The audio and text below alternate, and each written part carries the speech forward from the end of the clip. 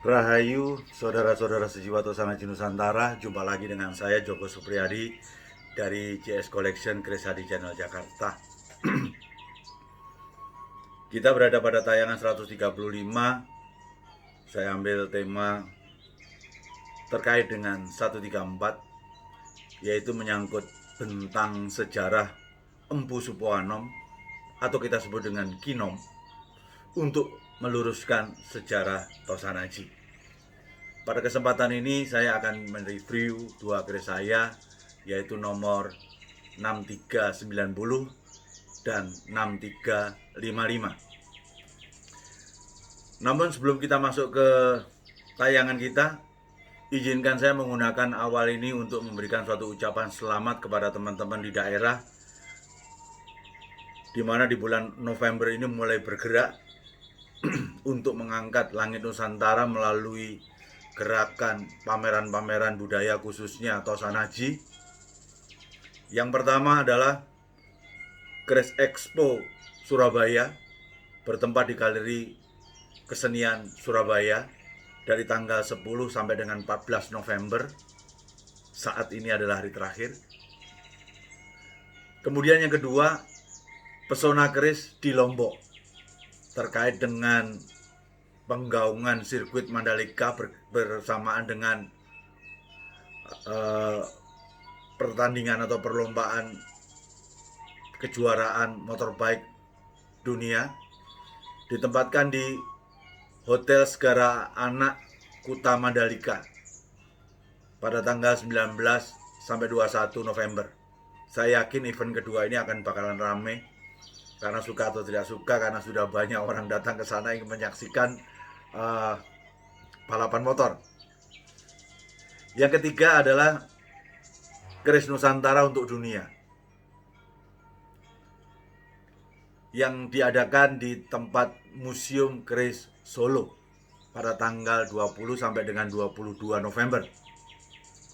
Dan yang keempat, dalam rangka memperingati Hari Jadi Magetan ke-346 sekaligus memperingati Hari Keris Dunia, bertempat di Gedung Tri Pandita, tepatnya di selatan alun-alun, pada tanggal 25 sampai dengan 27 November akan ada semacam sesuatu pameran Tosanaji.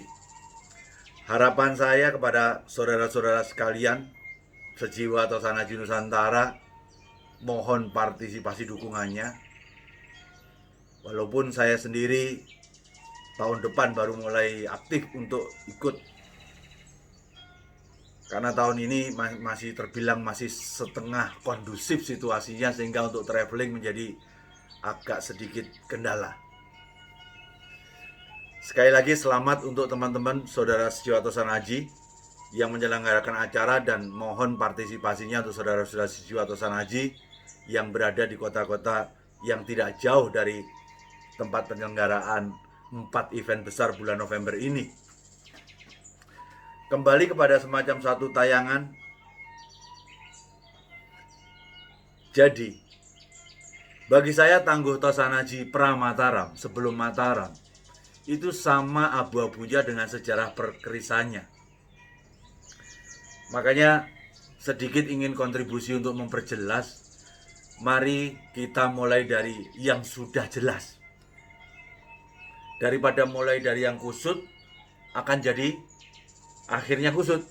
Kita mulai aja dari yang sudah jelas, baru kita tarik garis ke belakang, kita berjelas yang tidak jelas.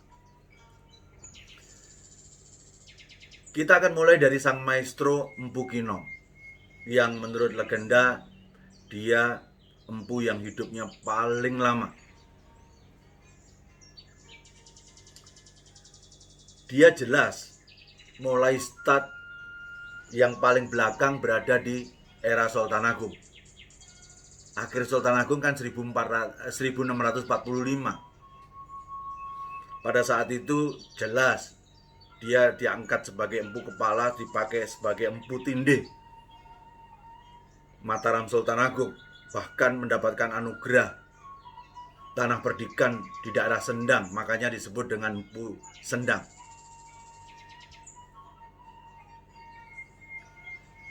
Kita tarik dari Mataram Sultan Agung 1645 menuju Demak.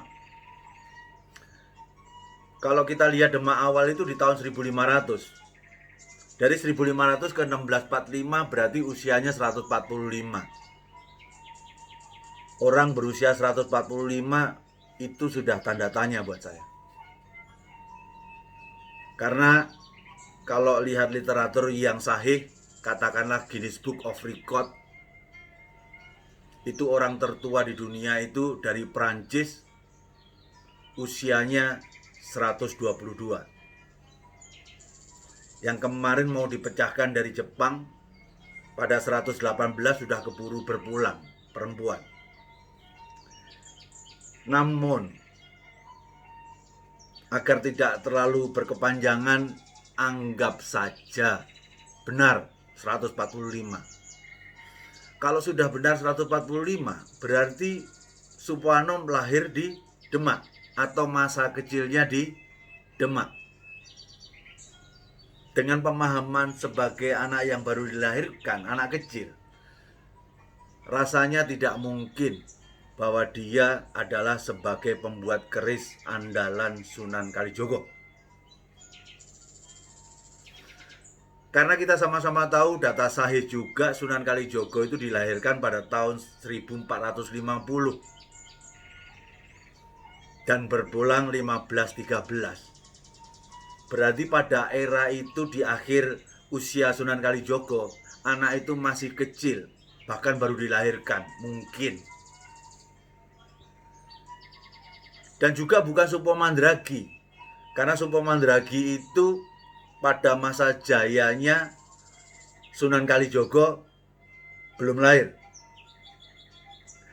Yang paling mungkin yang dianggap sebagai pembuat keris-keris andalan Sunan Kalijogo adalah Raden Djoko Supo. Raden Djoko Supo kita kenal sebagai anak dari Supo Mandragi. Ketika dia berhasil mengembalikan Jalak Sumelang Gandring dari Blambangan, beliau dianugerahi tanah perdikan di Sedayu, makanya bergelar Pangeran Sendang Sedayu. Dan dia dianugerahi Putri Mojopahit. Dari Putri Mojopahit inilah dia mempunyai anak yang disebut dengan Djoko Supo. Sementara waktu di Blambangan, dia juga dihadiahi oleh Menak Petak Blambangan seorang putri. Dan dia punya anak laki-laki, seorang bu juga, yaitu Djoko Suro. Jadi Djoko Suro adalah anak dari Supo Mandragi dengan Putri Blambangan, dan Djoko Supo adalah anak Supo Mandragi dengan Putri Mojopahit. Merupakan suatu hadiah karena dia berhasil mengembalikan Jalak Sumelang Gandring. Jadi akhirnya jadi jelas kenapa kita sebut dengan Raden Djoko Supo. Karena Djoko Supo ini dilahirkan seseorang yang sudah mendapatkan gelar Pangeran Sendang Sedayu. Adalah sesuatu hal yang wajar seorang pangeran punya anak menyandang nama Raden. Begitu duduk permasalahannya. Nah, sekarang yang jadi pertanyaan lebih lanjut adalah bagaimana bisa Raden Djoko Supo itu sampai ke Demak? Saya pikir ini sangat-sangat masuk akal. Karena dia ke Demaknya dibantu oleh Sunan Kalijogo. Ketepatan Raden Djoko Supo adalah punya istri, adiknya Sunan Kalijogo yang namanya Rosowulan. Ketika saat itu Sunan Kalijogo adalah berada pada suatu puncak-puncaknya, nama dia adalah suatu hal yang wajar dan gampang untuk menyisipkan seseorang untuk masuk pada suatu tempat tertentu. Jadi dari bentang sejarah ini akan nampak bahwa Raden Djoko Supo itu seusia dengan Sunan Kalijogo. Betul.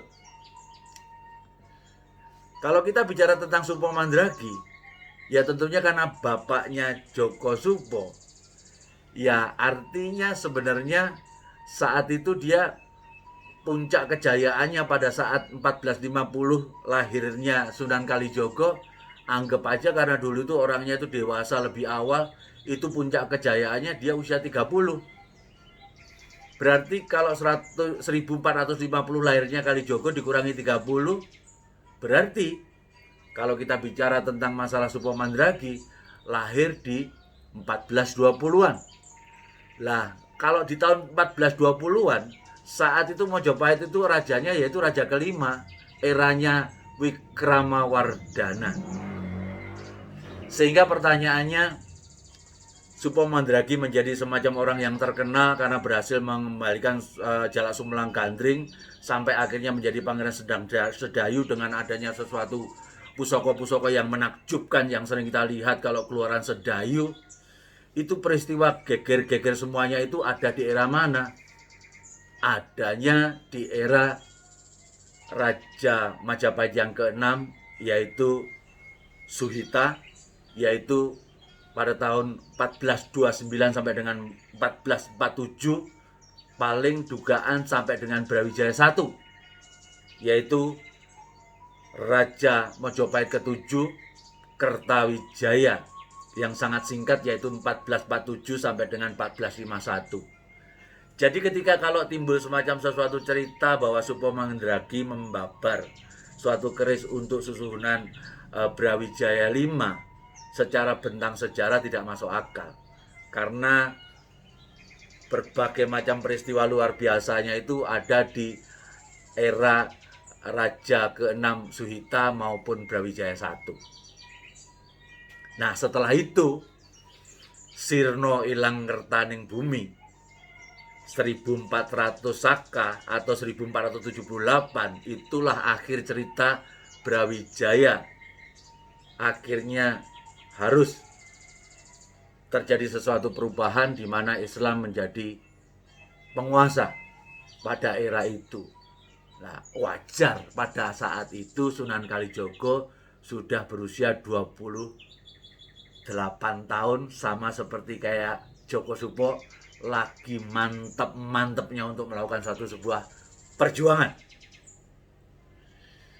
Jadi sedikit saya simpulkan, jadi kalau ada suatu makam di daerah Banyudono, Boyolali, itu tertulis makamnya Empu Supo, saya yakini adalah itu makamnya Supo Anom. Kalau di daerah Demak ada makam Empu Supo, saya yakini itu makamnya Raden Joko Supo. Sementara Supo Mandragi, Pangeran Sedang Sedayu, ya di seputaran Gresik itu. Mari kita masuk pada semacam suatu review. Buat saya ini pelurusan dari aspek sejarah, karena saya selalu mengingatkan belajarlah sejarah karena itu akan mengkonfirmasi kebenaran Tosanaji. Walaupun tetap tangguh secara estimasi, tapi tidak terlalu liar karena menjadi ada dasarnya. Review pertama pada keris nomor 6390 dengan Gayaman Cendonowangi Yogyakarta. Ketika kita tarik, ternyata ini keris dengan look 11. Kalau kita look 11 dengan kita sebut dengan jalannya malah 2. Lambe gajahnya cuma 1 pakai greneng. Dan sogokannya 1 pakai tikel alis. Saya tidak menemukan pada dokumen buku dapur ini dapur apa. Anggap saja keris look 11 dengan panjang 36,7. Ini adalah dapur yang tidak teridentifikasi, saudara. Satu hal yang menarik bahwa ternyata ini adalah pamornya Pedaringan Kebak. Dan sangat hebatnya kalau kita lihat pada posisi sorsoran. Di sorsoran itu Pedaringan Kebaknya bahkan tidak tembus ke besi tapiannya. Sehingga memang sangat muyak sekali. Dan kalau kita ngelihat agak miring gini, memang terasa putihnya putih neutro. Sehingga di Palangan Perkerisan orang menyebutnya ini pedaringan kebak dengan pamor nyutro. Akhirnya kita coba melihat dengan gambaran pamor yang seperti itu, di kalangan perkerisan akan menangguh ini karyanya Mpu Kinom atau Supoanom. Mari kita lihat. Saya akui dengan jujur secara garap tidak terlalu luar biasa hebat. Dari keris Supoanom yang saya lihat di era-era Senopaten atau bahkan Sultan Agung, garapnya luar biasa dahsyat.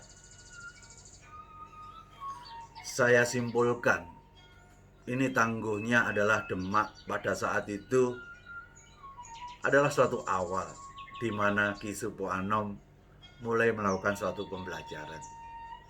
Wajar secara garap tidak sempurna, tapi dari sisi tipikal pamornya sangat tidak disangsikan lagi. Ini tangguh Mpu Supoanom. Sehingga akhirnya pertanyaan, kalau kita bicara tentang keris-keris Sendang Sedayu, kebanyakan adalah keleng. Akhirnya seolah-olah yang difokuskan nomor satunya untuk keris Sedayu itu adalah besinya. Adalah suatu hal yang wajar. Dirintis oleh putranya Raden Djoko Supo, dilanjutkan ke Supoanom, ingin melengkapi tidak hanya dari besi, kemudian dari sisi kualitas pamornya. Sehingga pamor yang muyak seperti ini dan nyutro mantap seperti ini sangat patut diestimasi. Ini empunya Kinom, tangguhnya Demak. Sehingga kalau Anda bertanya tentang filosofinya apa, saya sudah sampaikan. Luk ke-11 itu terkait dengan urusan kesejahteraan dan kemakmuran, dan terkonfirmasi oleh pamornya juga urusan pedaringan kebak. Sehingga tak lain tak bukan, pusaka ini secara energi doanya adalah untuk tujuan kemakmuran dan kesejahteraan. Satu lagi topik yang terakhir penutup, yaitu menjawab pertanyaan. Ada seseorang subscriber yang bertanya, di bawah gonjo ini ada guratan, garis satu bawah, satu agak di atasnya. Itu maknanya apa? Guratan pada gonjo paling depan. Nah, saya coba cari tahu secara namanya itu apa. Saya jujur nggak tahu. Kalau nggak tahu saya ngomong nggak tahu secara nama. Tapi dari pengamatan saya, keris-keris yang seperti itu sering saya lihat dan saya punya lumayan. Saya boleh katakan 99% yang mempunyai ciri yang seperti itu, asalkan dia bukan tangguh Bali ya. Kalau Bali, guratan dua seperti itu suatu hal yang wajar. Tapi yang non Bali, khususnya Jawa, itu adalah kurang terlalu wajar. Namun pengamatan saya, keris-keris yang ada guratan duanya biasanya sangat menakjubkan. Sehingga saya bisa simpulkan keris-keris yang seperti itu adalah suatu keris-keris yang berkelas. Tapi asalkan lo ya, otentik. Karena seringkali secara pemasaran, karena itu sudah tanda keris bagus, kadang-kadang keris biasa diberikan guratan. Ya ceritanya jadi tidak seperti itu. Makanya saya mengatakan mayoritas kerisnya bagus. Dan bahkan agar ada senior saya yang sudah almarhum, dia menjelaskan kepada saya, itu adalah suatu tanda bahwa keris itu pernah masuk menjadi koleksi keraton. Wajar juga, karena memang kerisnya jadi bagus. Inilah satu contohnya yang saya ingin tunjukkan, yaitu review 6355 dengan warangka yang kita samakan sandang Walikat Mojopahit dengan hiasan ornamen gading kecil-kecil di sana sini, menjadi tambah cantik, bolak-balik tentunya. Kita lihat dalamnya. Ternyata dalamnya adalah nogoliman kembar. Barangkali kalau Anda melihat belalainya, lancipnya belalai itu akan kelihatan dengan baik. Sebegitu tajamnya dan sebegitu presisinya. Ini benar-benar keris yang terpelihara karena melihat dari sisi korosi sama lipatannya menunjukkan era yang sangat tua sekali. Ini adalah semacam satu keris nomor 6355 nogoliman kembar, panjangnya cuma 32 cm, pamornya wasuta. Namun izinkan saya menangguh, inilah keris kahuripan. Memang sangat sepuh sekali dan tantingannya itu sangat ringan, kayak seperti kertas. Dan kita lihat di sini, inilah yang saya maksudkan. Ada guratan 1, 2 di ujung gonjo. Sekali lagi, kalau guratan seperti itu adalah merupakan keris Bali lumrah. Tapi kalau keris Jawa ada guratan, itu adalah keris-keris yang mayoritas masterpiece. Demikian jawaban pertanyaannya. Pada akhirnya, inilah yang bisa saya sajikan kepada saudara-saudaraku sekalian sejiwa Tosana Haji Nusantara. Semoga ada manfaatnya dari tayangan 135 ini. Mari kita terus belajar Tosana Haji, bukan untuk menjadikan kita jadi ahli, untuk tambah mencintai budaya ini. Dengan memiliki, diharapkan segala tingkah laku ke depan kita berubah karena dirubah oleh filosofi yang adiluhung yang ada dalam Tosana Haji itu, sehingga tambah lama kita belajar berkeris, ego kita pun juga menjadi semakin berkurang. Jayalah budaya Tosana Haji Nusantara. Pastikan budaya ini menjadi tuan rumah di negeri sendiri. Kalau bukan kita, siapa lagi? Kalau tidak sekarang, kapan lagi? Selalu ada tujuan kenapa kita terlahir di Nusantara. Ya memang untuk mengangkat langit Nusantara. Yang bisa saya lakukan hanya mengangkat langit Nusantara bagian budayanya, itu hanya sekedar sub budaya Tosan Hajinya. Terima kasih. Rahayu, Rahayu, Sagung Dumadi. Nuwun.